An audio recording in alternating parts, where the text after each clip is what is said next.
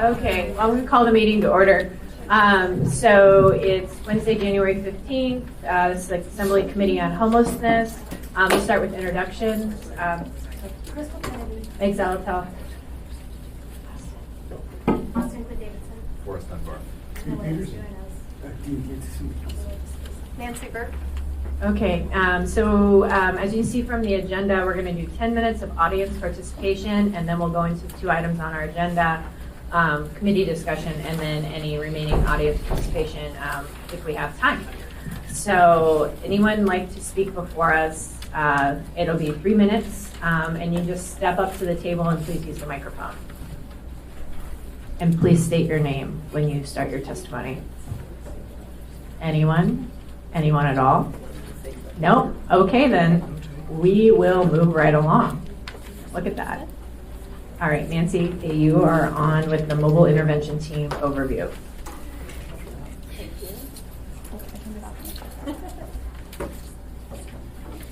Thank you. I'm going to invite Jasmine to come sit up with me.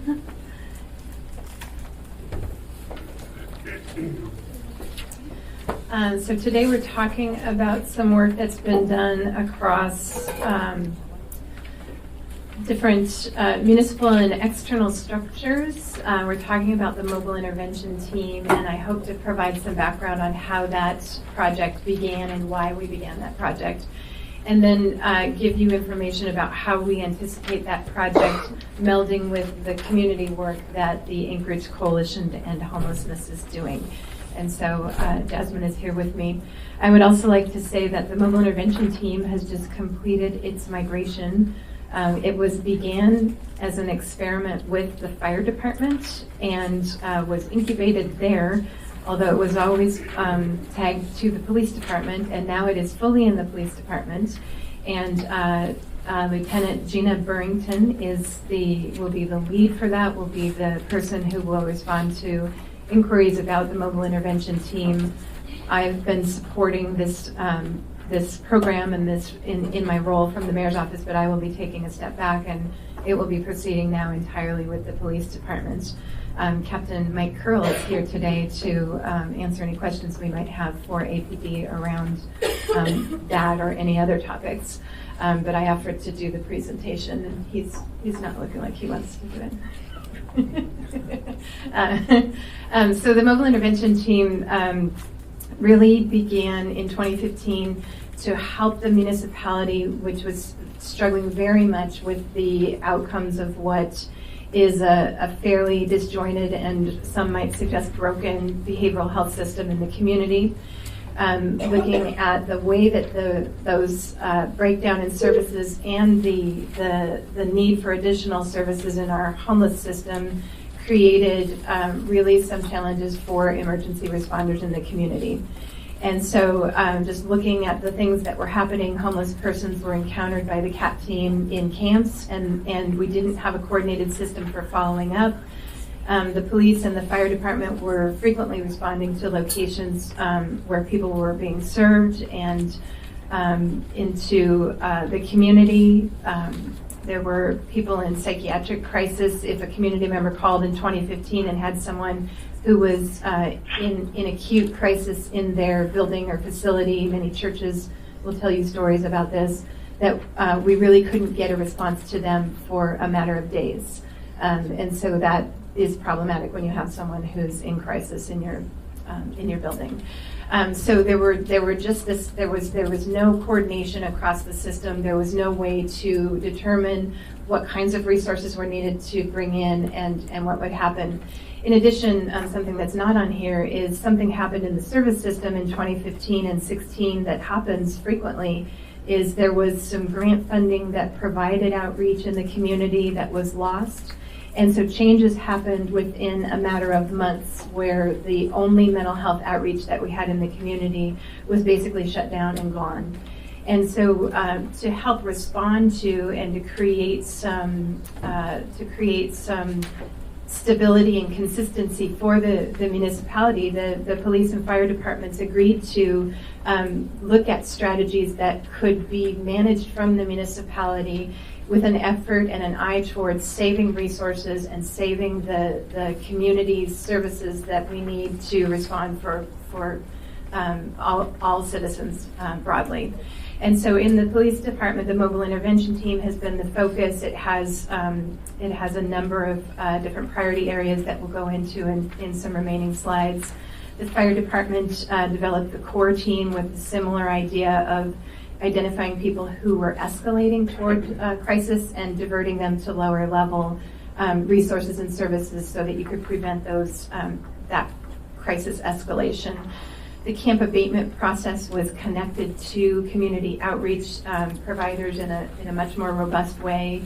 The team of CORE and the mobile intervention team are providing training and on-site support to many locations across the community. And then the last project that came through with the recognition that if we don't actually find a way to make our permanent supported housing programs much more robust, we're going to just be managing people in this crisis system. And so Home for Good is the name of the project that is the using a pay for success financing mechanism. So the current mobile intervention team has 3 positions that are in place right now. Melina Breland, who also wanted to be with us today, but she's out, wasn't able to make it. Tanya Vandenbos is a social service referral specialist, and Josh Pepper has joined the team in that capacity as well. There was new resources that were targeted for the mobile intervention team. One thing that the team really needs is an administrative kind of case manager. And similarly, as we see when we add people who are out in the community doing things, we have to fund their ability to have organization and administrative support. And so that's what this case management support is designed, or at least envisioned to be, for 2020. And then there was $45,000 that was added to support the data tracking pilot that we'll talk about as we go further. There are a few other pieces that are related, and the first one is there is administrative support that goes along with the Home for Good program. That program has some requirements that will take attention and will take administrative time. And then the health department has previously had a contract with Rural Cap to do outreach services that was tagged to this team in the summer of 2019. Before we move on, can you talk a little bit more about what the municipal role is with regard to additional administrative or coordination work under Home for Good, and how that relates to what the United Way is doing? Yes. If we go here, these bubbles represent all of the focus that the mobile intervention team has. It's a number of places in the community where there was needs that were, when we're not addressing, they negatively impact the municipality's ability to do its job. And so the Home for Good program is on the upper left here. The eligibility list management, this is a data sharing project that's been going forward. The police department, the fire department, and the health department have been pooling data. And we have an external manager at the university who is taking that data and then cross-referencing it with homelessness data through the housing, the homeless management information system. And so that data is the municipality's data, and we manage that data carefully. There's a lot of sharing requirements that are on that data. So the list, after it's coordinated with the homeless data, it brings a prioritization of people who have circled through our emergency systems at a very high level.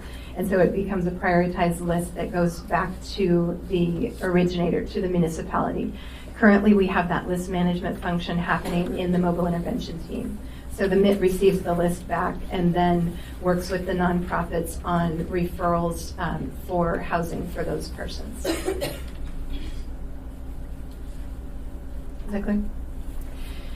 So the other areas you can see here are the ones that are working with the police department to address persons who are in psychiatric crisis in the community. So co-responding with a police officer is the top bubble, the intervention co-response model. There's coordination of the homeless camp outreach with the coalition and service providers. There's general outreach. If a business calls, frequently a business will call and say someone's at our location and having a crisis. This mobile intervention team can now get there within that day, which is a tremendous improvement and has been a real benefit to a number of businesses across the community.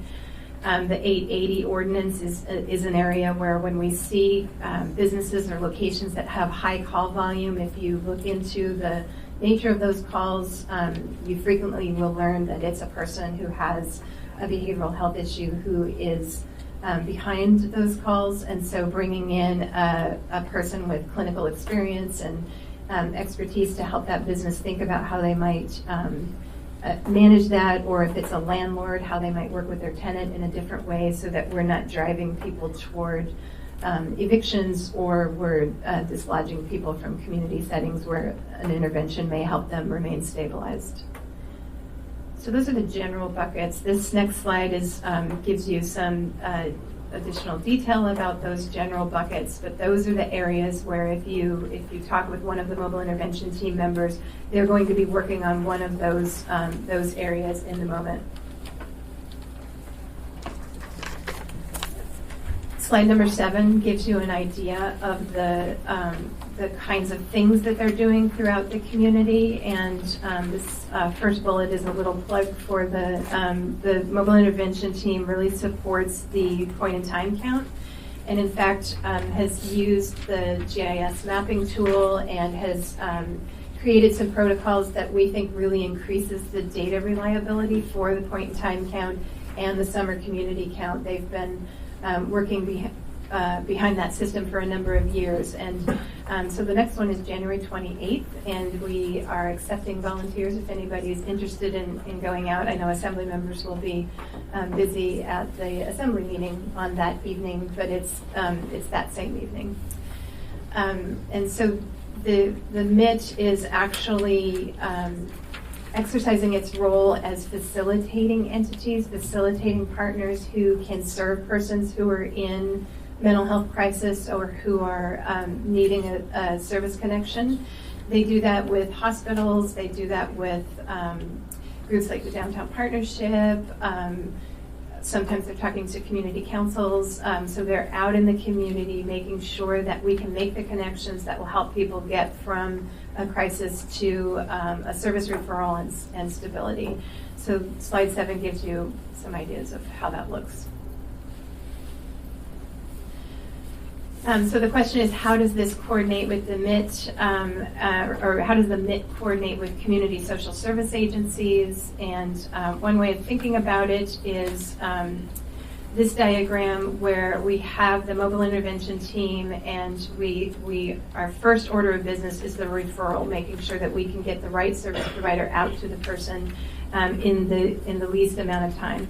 And so this summer and part of 2018 and all of 2019, we were working on these systems and creating ways of tracking the MIT contacts to referral. And if you think about this slide, number 9, the red line is sort of where we are as a community. We now know that the MIT can go out, they can respond, they are able to track who they're responding to and the kinds of referrals they're making. But we have not yet been able to get the data sharing agreements in place or the protocols in place that will help them understand what happens after we get them to that referral. And so, if you had we are here, it's that red line. And so the work that the coalition, and one of the reasons why this is an important partnership, is the coalition is building out that robust community response network. So Built for Zero is an initiative that's working on organizing the work of a by name list, a method for selecting people off of that list, and the service connections that are needed to make sure that people sustain their housing referral once it happens. And so that involves adult outreach and navigation services, tighter connections with behavioral health systems, connections with other things that aren't on here, treatment services, vocational services, all those things that happen once a person is out in the community. So in our hope to, I'm going to skip one slide and go here. In our hope to, in our work of 2020, the partnership between the coalition and the MIT should look like this. The MIT should pick people up in crisis. They should be moving them out of community emergency response systems into a referral and then into this organized system that's being developed with the coalition. This looks simple, this looks more straightforward, but the work behind it is very complex and will take us some time. And so what we're proposing is that we think about these as controlled pilots or defined pilots that we might work on this summer. And so I'll go back to this slide. I think about it as what each of these areas needs is an air traffic control in the middle. And that's kind of the role that the mobile intervention team played last summer. They helped organize the outreach person who basically paired with community partners and did a canvas of the community every 2 weeks. There was a member that was a really wonderful rural CAP employee, and he partnered with organizations like Covenant House, Choices, who you're going to hear from later today, the Veterans Administration. He was sort of the hub, and they all connected to him for research. He had a regular routine thing that he did every 2 weeks around the Anchorage goal. And then when outreach was needed for things that were coming up in the community, so if there was a camp abatement process going through, we would schedule that into the regular rotation, and we would have outreach connect with those areas. Without someone sitting in the middle of all of that and organizing it and being that, what I call air traffic control, we are not able to connect all the dots that are going to get us to this diagram where we can track where people went. Thank you. I think this kind of gets to the heart of some of the questions that the members have had, and I know that the public has had. That air traffic control position, the question is where or how are we figuring out what's happening when we abate a camp and where people are going? I understand there's a data link, but this person, this rural CAP employee or the air traffic controller, they are the responsible person for the warm handoff, the handoff to other agencies? They have been, and they've been what we developed last summer. Well, let me say, in part, they have. There is a distinction that I think we learned very well last summer, that the person doing the work actually can't be the person who's overseeing the whole, like where do people go, because he would get pulled into something's needed over here, something's needed over here. So he would be doing things on the ground and then not be able to say, okay, last week I saw 5 people, who's got them, where is that? We began a convention with the help of the coalition, or coordination with the coalition, of having a weekly meeting to talk about people. And there's some debate happening with the people who are doing the work about whether a weekly meeting's too long, because by then the person's gone and you aren't catching it. So what we want to do this summer with more of a real-time configuration is figure that out, like how in the moment can we say we have these 10 people, and here's where they're going and here's what they're doing. We haven't actually figured out how to configure those positions, is the short answer. I'm more confused than I was when I asked the question. I apologize. But what I'm trying to figure out is, and maybe the answer you don't know yet, when we abate a camp or we're doing these community canvases, like, what is the workflow? Because what I'm hearing is one of the jobs of MIT is to coordinate the coordination of homelessness camp outreach. So, but that's not the air traffic controller. So I'm trying to figure out where the intersection of the air traffic controller and the people actually doing the handoffs and all of them intersect, and maybe that's what you're working on. It's a position right in the middle of it. So we think that MIT continuing to help organize the schedule and all the members and making sure that the emergency response is available with air traffic control. So someone who's monitoring referrals that were made last week, referrals that are made today, and maintaining a comprehensive list of who's in the system. So practically speaking, who's going to the camps to talk with people about and making the referrals? I'm going to use the term, the new FIA. His name was FIA, and he was an amazing outreach worker. So the new FIA, or whatever configuration we decide of that lead outreach person, will be connecting with people from Covenant House, from VA, from all of those. So those pairings will be happening. And is that in the MIT team, or is that somebody we contract with, or just a partner? That is external from the MIT team out here in this community piece. It was connected to the MIT team this summer, and we learned there are some edges around that it's better to have, I think it's better to have that person in the community so that they can be in HMIS consistently, they can be connected to other service providers and not necessarily that connected to the police processes that happen. Who's funding that? Well, the previous position was funded under the Anchorage Health Department has a contract that is community services dollars. And it's vacant at the moment. And one of the reasons why this is a bit vague is that what needs to happen next, in my slide that says next steps, is we need those service providers, we need everyone involved to get together and say, okay, how are we going to organize air traffic control? Who's air traffic control? How's it going to be placed in the community, and what do we need to do about it? Okay. Now, here is something that I will hopefully not further complicate it, but the fact is that people who we find in the camps who are camping, when we've looked at data taken on those point-in-time count days or across the week that we do in the summer, we see a tremendous amount of people touching the system in different places. And so this is a piece that I approached Jasmine with and said, Jasmine, what we really need to do is present these two bodies of work together, because there's a parallel system in the existing day shelter location at Beans Cafe, in the existing service system where the soup kitchens are, for navigation resources to help people who are touching that part of the homeless service system get the same resources, referrals to services, referrals for housing. So as we build up one part of our service system, we really need to think about building up both parts of it. And so my suggestion is that we think about 2 air traffic controllers. I think it's too much work for one person to do both of these settings.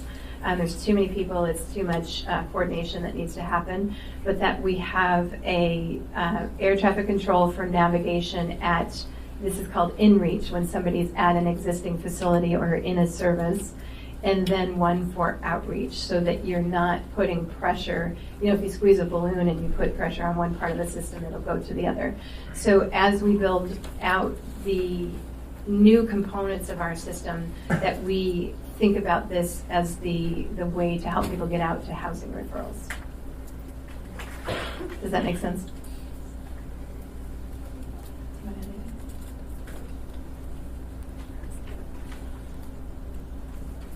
To add on to what Nancy's describing, I think there's the long-term work to build a better system, and then there's what needs to happen immediately. And if I'm hearing from the Assembly and also from some of our partners in Juneau, there is a desire in the moment to better understand the efficacy of camp abatement. So to better understand, once we abated a camp with some duration of time afterwards, where were those people? Were they in another camp? Were they in a shelter? Were they receiving different or more adequate services? So is this process working? And I think what Nancy is talking about with the vacant position that was previously housed at AHD or through AHD funds at Rural Cap is, can we take advantage of that resource to deploy resources around camp abatement and do some better data collection so that we can understand what's happening after camp abatement? I think that's one unique body of work to respond to the immediate request, if I'm understanding correctly. There is a parallel effort that the coalition is engaging with our shelter providers, our outreach providers, to say long term, it really isn't about abatement. long-term, throughout the year, we should be coordinating outreach to make sure that we are canvassing Eagle River, Girdwood, Anchorage, and use the GIS system that the MUNI has stood up to say, here's where the community is reporting camps. Let's have a 365 days a year responsive system that when a camp is reported, outreach is going there. That to me is a systemic build, and that is something that requires outreach workers have resources to do data entry, that we have enough outreach workers, that we are mapping that geography.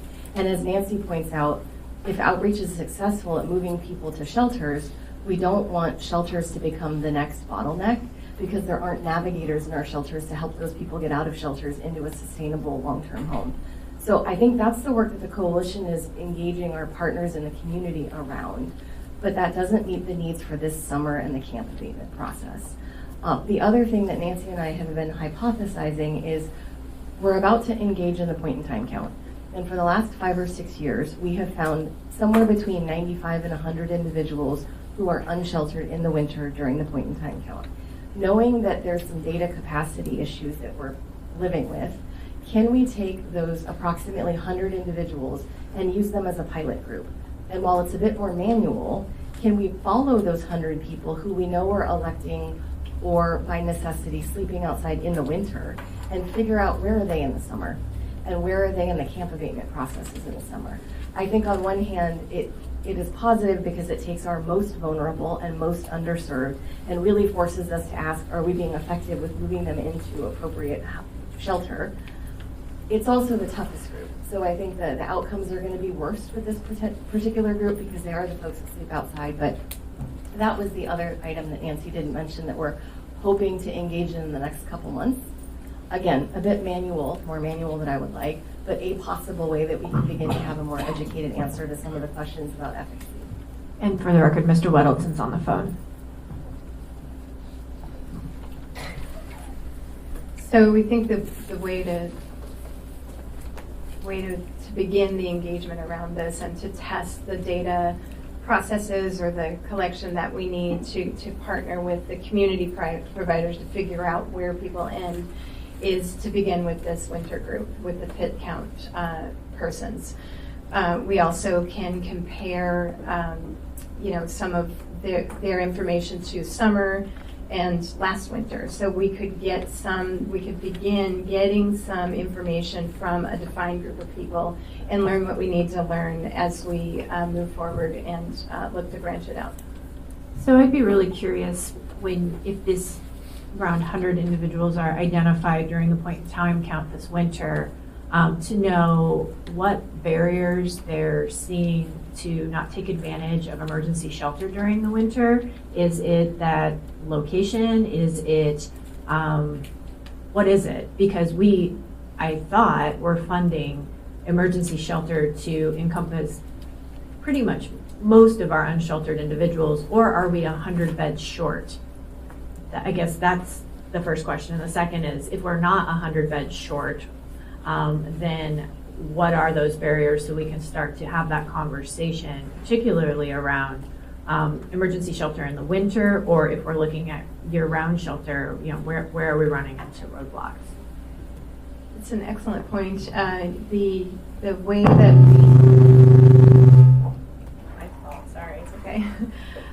The way that we have taken the next step in the process of determining shelter was to use our numbers based on who showed up. And so the 2019 number of adding 150 beds, which we bumped up to 166, that 150 number came from the review of the data that the health department kept around who presented for the warming station last year when it was very cold. And so that number, the high mark of that number was around 150 people. And so, but however, in January, we still counted 97 people out in the community. And so there probably is some more people that are going to come in if we can engage them and bring them in. But at the moment, we're just using data that we know is solid. And so the 150 was added. It appears to be adequate for this year. We've been close to being full for these cold days, but we have not hit that point where we just don't have any additional space. So we're doing okay this winter, and this is the the researchers use the term best available data. It's what we can get our hands on, it's what we can use to plan with, and then we revise it and improve it as we go forward.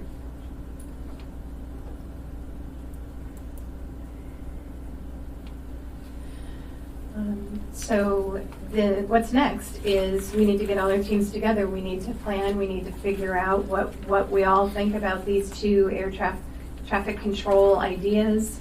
It could be that some other partner has something that we could just tag onto and use, and so we'll be convening those meetings in conjunction with the conversations that are happening around increasing the day shelter resources. We'll be following through with our PIT team that goes out and does the count. And so what ideally will work is that we have a working group of about 100 people that we're actually doing this tracking as we build the next steps of the system, so that we can inform the work directly from the data that we're collecting from the community. So another question for me, and if anyone else has questions, please chime in. Since we funded shelter for May through December, how does that play into any changes in strategy for this coming summer? Or is that still part of something to be worked out? Because in theory, I think we funded what we saw as potentially the low barrier shelter gap, so that there, in theory, should be no camps, or could be less camps with quicker turnaround, that shelter capacity wouldn't become the issue. Yes. The camp abatement group began meeting in November, took a little bit of a break for December, but is gearing back up to talk about how can we basically turn that system up. If we have shelter, that system can be faster, with the limitation being the resource that we have. We know that we can't do everything as quickly as everybody would like, but it could be faster this summer. But what about MIT's role in that?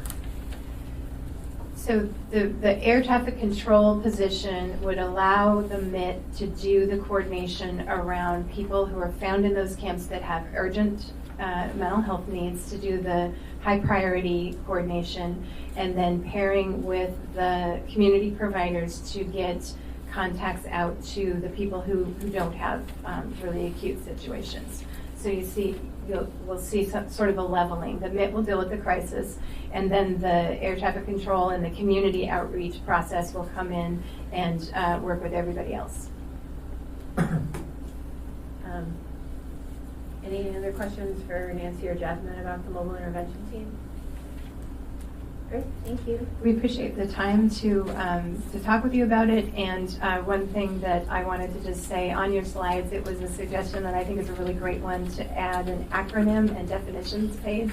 And so this one has some more acronyms and definitions than we used in this presentation, but it's not a bad tool for everybody. Mr. Dyson would thank you. All right, great. Next on our agenda, we have the Choices Program overview. You can come on up to the table and grab the mic. When you get settled in, you can introduce yourselves, and we look forward to learning about Choices. Good morning, everyone. I'm Lisa Noland. I'm the CEO for Choices, and this is Chalon Lubin, and he is the Program Director for PATH. Choices is consumers having options in creating effective services, and it was founded in 2003. We are a peer-led organization, and we approach all of our services in a holistic way. We have 4 programs through which we offer services to people who experience persistent mental illness and substance use disorders, starting with the PATH program, which Chalon will explain more to you about. Okay, so PATH program stands for Projects for Assistance in Transitions from Homelessness.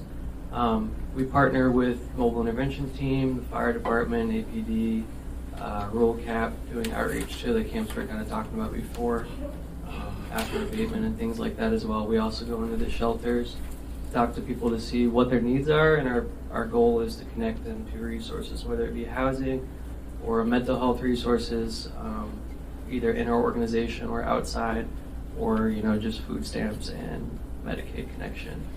And yeah, from there, that's pretty much the quick version of what PATH does.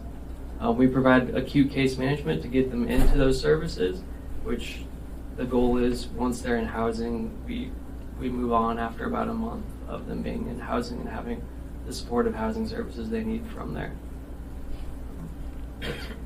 That's pretty much the quick version of PATH. If you guys have any questions, go ahead. I have one.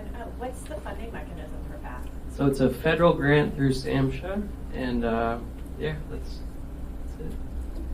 Can you tell us about how many clients you assist on an annual basis, or however you track that? So we use HMIS. We, so far last year for our report, I think we saw around 250 different people as far as enrolling them. That's so sometimes we just have a contact, and if we can get the data, we put that into HMIS. From there, if we can work with the client, we enroll them. So as far as enrollments, off the top of my head, I don't have the data in front of me, but I think we had about 60 clients we worked with. For a while there, it was just me. We added on another outreach specialist. So there's 2 of us now as of about 3 months ago. Mr. Dunbar, did you have a question? Okay, go ahead. So yeah, that's about it. We worked with about 60 people. We connected around 50 to housing over the last year, and on top of that, even more to various services that would benefit them to leave homelessness.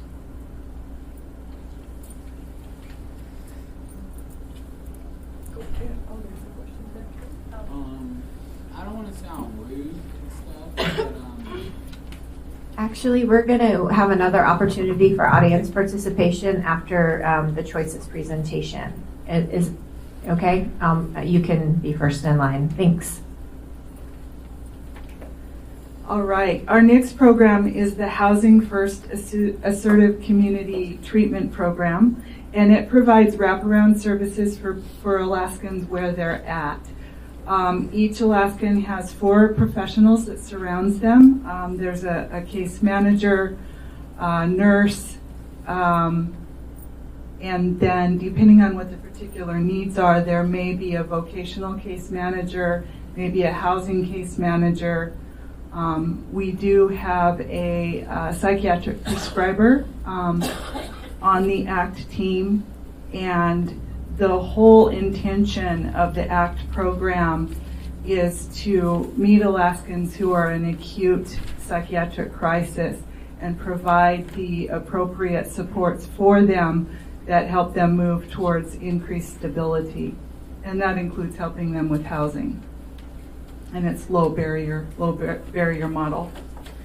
Next, we have intensive case management, and with our intensive case management program, that is a more traditional clinic style of service where we do provide case management as well as talk therapy and a variety of groups that people can participate in. Our final program is called PEER, and within the PEER program, a lot of our staff actually are people that experience disability themselves and so have lived experience. And the staff of PEER do case management to do a variety of things to help that Alaskan to be successful. People that participate in PEER are folks that have achieved stable housing.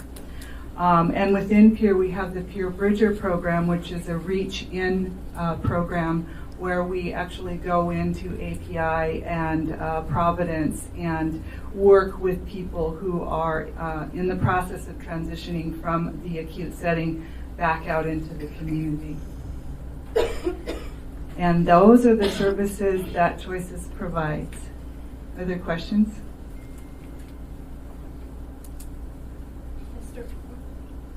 Mr. Weddleton, did you have any questions? No, thank you. Okay, Mr. Dunbar. Thank you, Madam Chair. So, where Where are your offices located? Where is Choices? It's right across from the Cars Safeway on 13th and Gamble. Okay. And which, you do these 4 programs, which of them, if any, do you have clients you actually service at that office? We have people that stop in pretty regularly. Shaylin and Anna will have people that come in for different reasons that they've made contact with, and so they'll come in to meet with them just depending on what their needs are. And then for the ICM program, people are coming for regular talk therapy appointments and for groups. The ACT team participants are folks that have a bit more of a challenging time actually coming to the office. And so the staff for ACT, which I believe we have 14 staff for ACT, they actually go out into the community 75% of the time to meet with the participants. Thank you. Can I ask you, Madam Chair, it's a great organization, but why this organization in particular? How did this come about, and what's our sort of connection here? Mr. Weddleton asked. Oh. That's why I asked if you had any questions. And actually, they do work closely with the MIT team. So they do have a connection there. They're one of the outreach providers that I assume, or if I understand this right, Nancy, that the MIT team puts folks in contact with through Choices. Right? Okay, yeah. Yeah, Those are the 2 reasons. I worked pretty closely with Fia, and so Fia would contact me. We'd go to the camp abatements together, and then I can either refer them into our programs or be that warm handoff sometimes. So I was on the receiving end of the warm handoffs, and also work with those people closely that are being abated in the next couple of days. Thank you. Any other questions? Great. Well, thank you so much for coming and telling us about your program. We really appreciate it. You're welcome. I didn't touch anything, I promise. So committee discussion, anyone have anything they'd like to share? Okay. Audience participation. Sir, if you'd like to participate first, you're welcome to 3 minutes to testify here up at the table with the microphone, and then anyone else who'd like to provide any comments to us.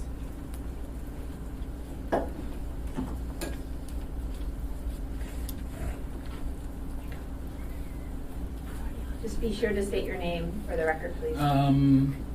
You'll have to excuse me. I've been up, and it's been a rough life. My name is David, and I've been in Alaska for 25 years now. I've been other places, and to kind of complain and to not be appreciative of Alaska or to treat it bad, I kind of disagree with. But what I'm standing up here today is I'm very, very disappointed that after being here for so long, and I'm actually older now. You know, I'm old enough to go out to drink. I'm old enough to go out to smoke. And I didn't know that a lot of the older people in Alaska were going through some of these problems and these issues, and I was pretty embarrassed, and I was pretty upset, and that if there is the meetings on homelessness, right? I don't know if there is a place to refer a person, or the main place that, you know, a lot of our I'm just very upset that we refer majority of anyone that comes here to what we know is BFS, and that they can only do so much, you know. I think we're kind of now beating at a dead horse. I never thought in a million years I would be the one sitting outside with hypothermia or carrying around socks and gloves and scarves for everyone. I lost my house, and I'm very appreciative that I lost my house because I've been able to help other people that are less fortunate. And I don't have anything to help with. I don't know. I just think that we know that Brother Francis is there, and we all know that Brother Francis is there, and that now we need to kind of move on from Brother Francis. And is there anything else going on? Because I don't think that right now that if there was room during emergency shelter, that we should be referring anyone there anyway. I don't know. I was homeless, and now it's even worse, you know. Like, I went from being homeless to being like absolutely nobody, to becoming a loiterer, to becoming a vagrant, to being told to get out in 0 below weather. So we can all demonstrate, and it's easy to pick on the smaller person, or I apologize if we're running out of time, but we're actually dealing with people's lives, and I've witnessed a lot of people demonstrating other people's lives, and I'm happy that I'm actually here. This was in my little diary or journal, that one day I would get to come and sit at a town hall meeting and give my opinion, or or make it to the state capitol and have my opinion. I mean, say so at this point. I mean, it's kind of out the window. We have actually a question for you, I think, Mr. Dunbar. Thank you, Madam Chair. David, so you said we shouldn't be referring people to the VFS anymore. Why did you say that? I mean, I believe that it can be ran better. I believe that there can be more one-on-one activities, more things going on. Like for instance, they put in bingo, and they put in karaoke. Those are nice things that we know that that they need things to occupy their time. But there is no teamwork. What I witnessed is kind of selfishness. They have a zero tolerance policy, and I think right now at this time, if we are here, it's probably because we've come from worse, because we've had less is the reason why we're here. We didn't just come here because we had such a beautiful life, or our family had such a beautiful life anywhere else. But I wouldn't refer anyone there, or I wouldn't even refer anyone to kind of leave their house. Sometimes it's becoming very immature, because I don't know how to explain it.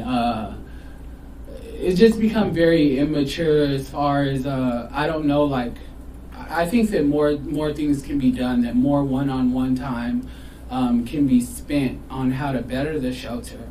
Like they were talking about going off and building another shelter, or they started on the homeless youth, the new homeless youth shelter.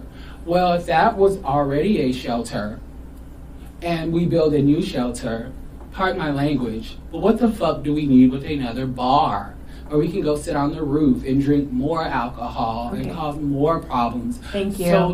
So I apologize, but Okay. I people's appreciate the priorities testimony. kind of screwed up. If it was a shelter, I think it should have stayed a shelter. It was All right. my shelter. Thank you. Yeah, please come on up.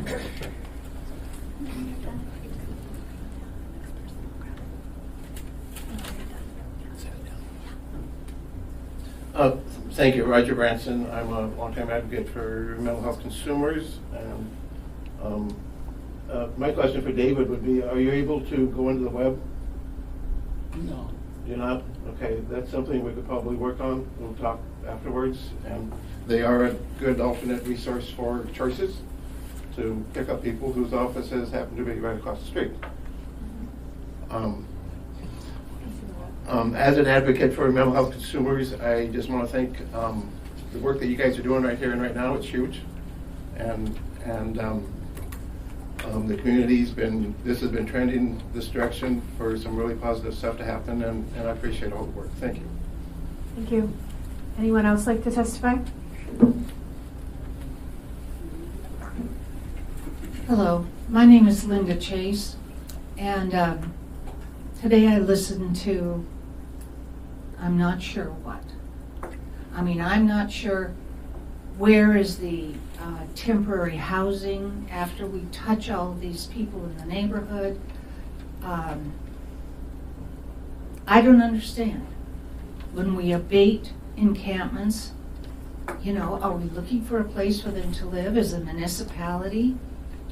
Who's looking for places for these people to live? And who's paying? And the other element that is missing in this entire scenario is a word. It's called responsibility.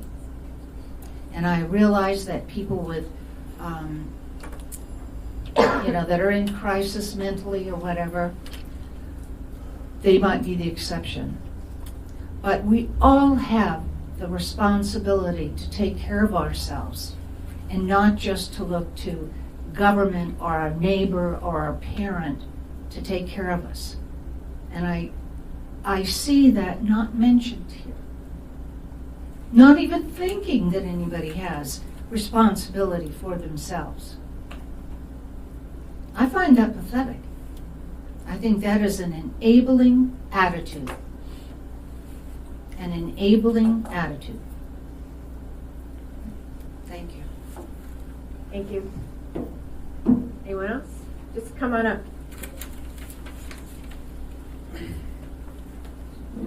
Hi, my name is Tom McGrath. I've been asking Jasmine for like a flow chart of all of the different agencies and nonprofits and everybody that's involved in this for a long time now. And I think she's promised March. But that's the goal. Okay. It's good to hear about choices. First, you know, I met Lisa before at a couple of different places. Now I know where she's at. But it's just really difficult to figure out who all the players are. And I come to a lot of meetings, and I should know better than I do. But I don't know a lot of things because it's kind of a moving target. Somebody asked me last night, after I gave testimony at the assembly, why don't we have a detox center in Anchorage? And we have nonprofits that do all kinds of different things.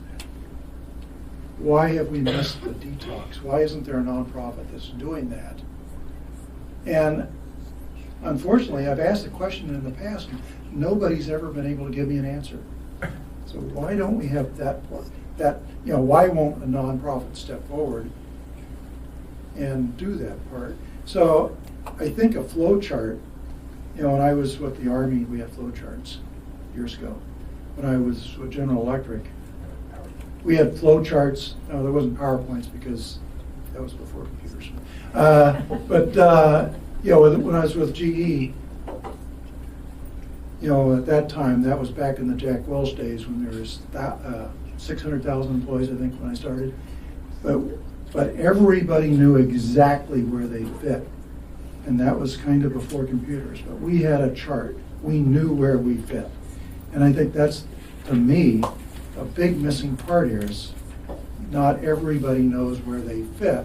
So that this gentleman back here could say, there's the flow chart, and here's where I might be able to get assistance. So I would really encourage you to work on that part so that everybody could know. And I know that the funding sources change from time to time, and all of a sudden choices might disappear because all your funding goes away.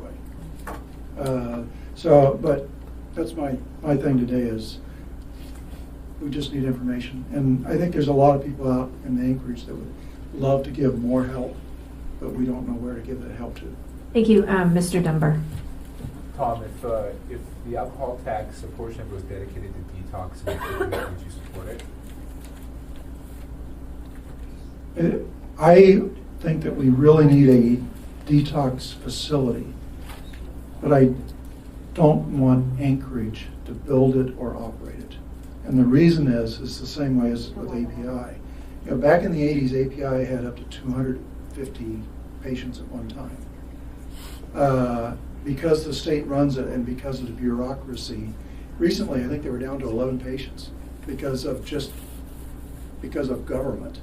And government gets in its own way so often that if there was a way to fund a nonprofit that would do a detox, and the municipality did not build the building, nor did they operate it, I would be in favor of it.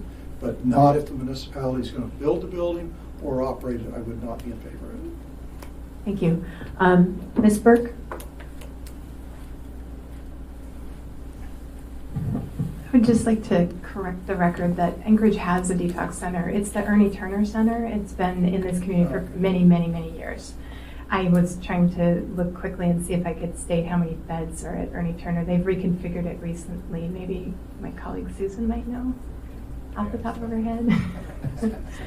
Anyway, we can provide that information to the committee. We definitely have detox. That's a needed resource. And in fact, South Central Foundation has recently gone through some changes to ensure that they're able to staff it properly with the medical focused personnel, and that it's functioning at its highest capacity. So I just wanted to correct that record that there is absolutely detox. So why is the big talk that we're going to rebuild the Clitheroe Center and spend, I don't know, up to $50 million and $15 million of the ML&P settlement on a detox facility? Yeah, go ahead. This is something that is an important point that I've spoken with some of the advocates in the community, that there is a very large distinction between detox, which is the original process that assists a person in coming off of high levels of a substance. It doesn't have to be alcohol, it can be others. That is the first step of what are called treatment services.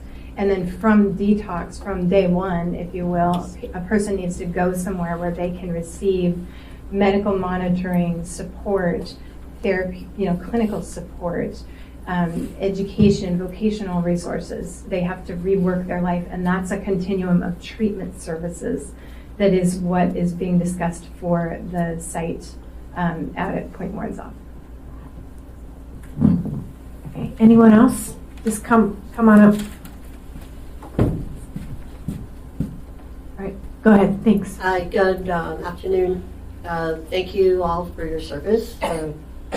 It's a really hard job to come in here and represent so many people and try and listen to your consistencies and try and problem solve at once.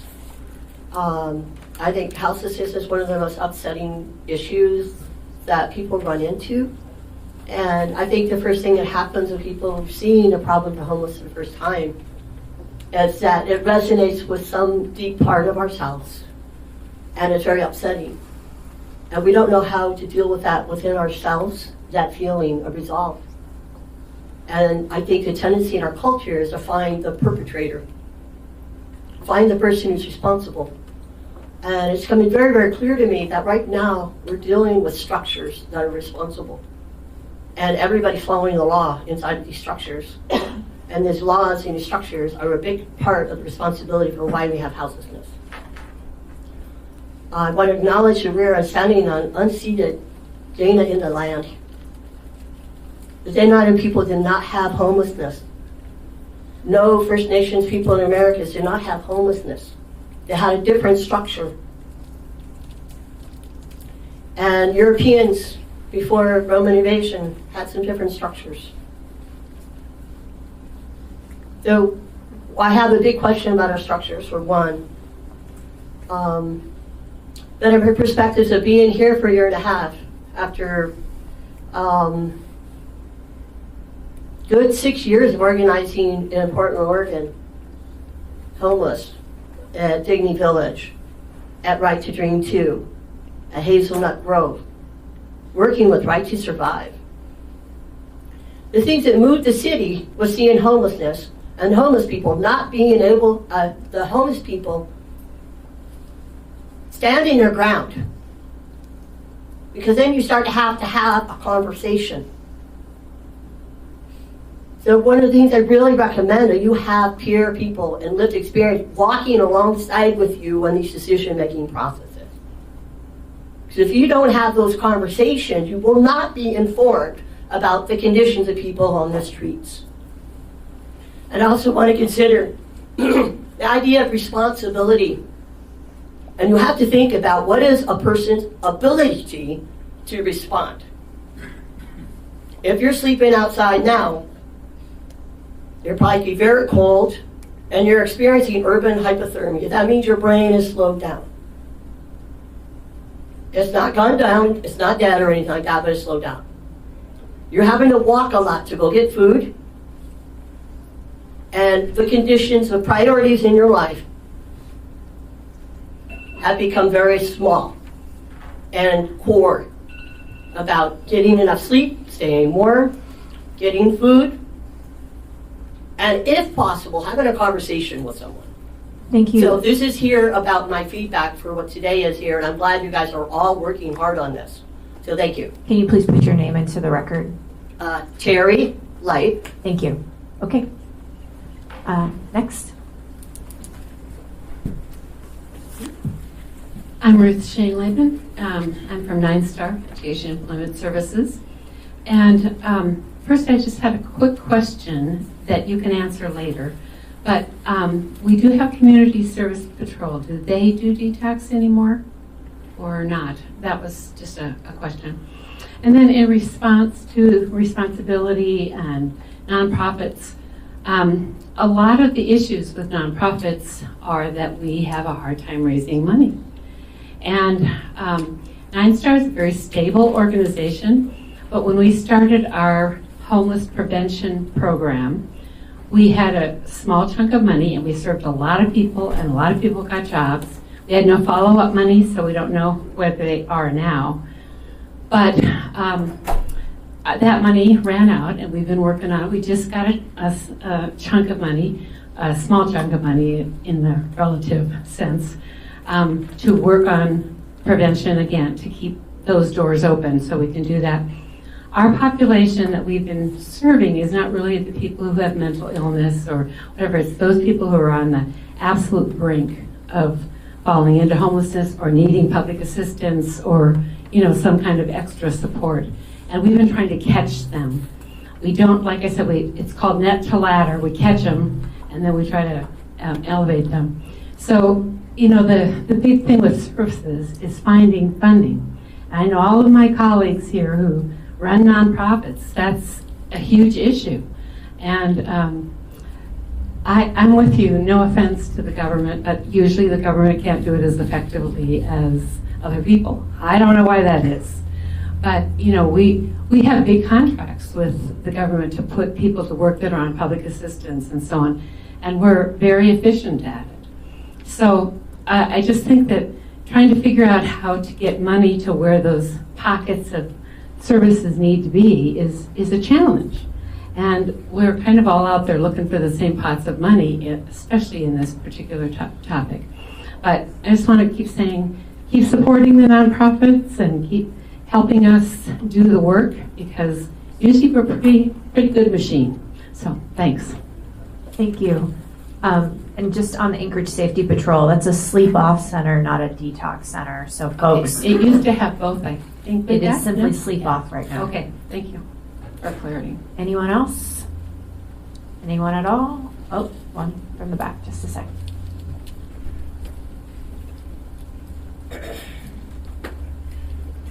I'm Dave Kuiper. I have a question regarding the ASP. Is someone here that could just kind of talk us through their role and responsibility, practice during these winter months? Anchorage Safety Patrol, it's primarily the safety of the individuals that they're concerned about. So is someone able to tell us how ASP serves in this environment in the winter? Maybe not. Did you want to add any more testimony during? Okay. No, that's okay. it. Great, thank you. So we could have them come in and present to the committee. I know how they operate in a general manner. They work through fire dispatch. So you call 311 or their direct number, and they're dispatched out to people who are called in, and they do a field. Not sobriety quite in the same way we think of with APD, but they check for the person's sobriety, try to get them on a breathalyzer and make a determination if they meet the criteria to take them into civil custody to the sleep-off center. They sleep off, and then when they no longer meet that criteria, or if they come in after a certain time at night, then they are released in the morning. Thank you. So does if they're out on, do they go out on patrol? And are they kind of observing situations and responding to situations as they see them? They are on patrol, but like APD, their call volume is high enough that they can't just diverge. Okay. Does that make sense? Yeah. They run, I've done a ride-along with them. They are pretty much call after call after call. If they see someone and they don't have another call stack, or it's something that they've got some flexibility for, and I believe there's only one van on during the winter right now. Is Nicole here? Yeah. Okay, great, thank you. Thanks very much. Someone asked me this, if you're connected with anything related to homelessness, then they ask you these questions, and I don't have an answer. Hi, my name is Nicole Lebo. I'm the Human Services Division Manager of the Health Department. And so I would say we have 3 vans on right now, and I think it's a really good idea to get those guys here to maybe present on what they do. The community reaches out very often because they see someone, for whatever reason, who is out in the cold and they want to have them pick them up, but there's certain criteria and not all. So if you're on maybe some other sort of drug that's not meeting that criteria, and then that feels very alarming to the public. Why can't we have these people who are helping individuals who are out in the cold? So they're not necessarily picking people up and bringing them just to Brother Francis. They have real criteria that they need to meet, and so it might identify some other areas of a gap that we need to hear about. So if we know what they do, then we can learn about what else we want. Sure. Mr. Dunbar? Yeah, I'm not sure this question is for you, Nicole, or for Nancy, or for anyone else, but someone asked me recently, during this cold snap, did we have any cold weather fatalities, people out, or did we see uptick in fatalities? I know we always have some. I couldn't say about an uptick necessarily, but there were some fatalities. Sometimes ASP is part of that. Sometimes AFD is part of that. Or so I wouldn't say that there's but I don't have that data to say. I don't know, Nancy, if you have it comparatively this period of time or these conditions compared to something else. We've requested it. We've done a year review of fatalities of people found outdoors in the past, and the police department's working on some data right now for us. What I can say is that there have been spaces available in the emergency shelter. We've gone close to filling up, but we have not fully filled up. Actually, what we find sometimes is that the numbers go down or the vacancies go up, and where that is that people pool together sometimes resources to say, we know it's going to be very cold tonight. Let me sleep at someone's house. Let me find some other short-term resources. So that there was actually, it was surprising to me. This is my first winter here at the health department, to then see, oh, actually there's more space in the shelters because it's colder. So, thank you. All right. Anybody else like to speak? Anyone at all? All right. With that, we will adjourn. Thank you.